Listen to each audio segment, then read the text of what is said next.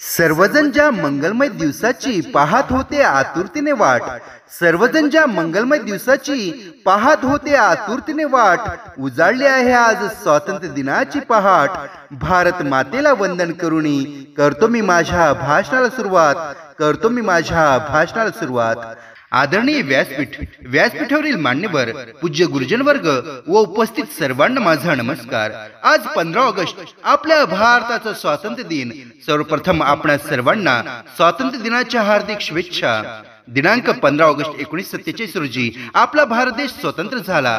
ती सकाळ प्रत्येक भारतीयासाठी खूपच वेगळी अशी होती। सुमारे 150हून अधिक वर्षे गुलामगिरीची चादर ओढून गुदमरलेल्या श्वासाला स्वातंत्र्याने मोकळा श्वास मिळाला होता।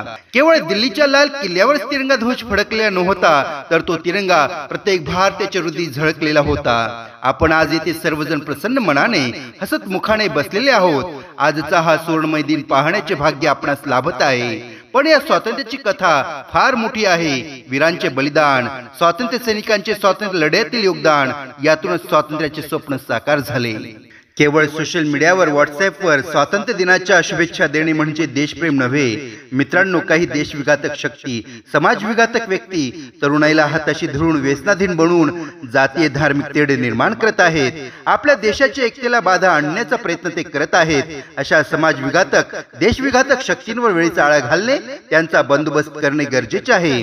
त्यासाठी तरुणांनी वेळीच जागृत होणे राष्ट्राच्या दृष्टीने गरजेचे आहे। आपला भारत देश ज्या देशाला स्वतःचा स्वर्णिम इतिहास आहे, उज्ज्वल परंपरा आहे, आज प्रत्येकालाच वाटते आपला भारत देश जागतिक महासत्ता बनला पाहिजे, विश्वगुरु बनायला पाहिजे। त्यासाठी मित्रांनो, आपला भारत देश पैशाने समृद्ध नव्हे तर माणसाने समृद्ध बनला पाहिजे।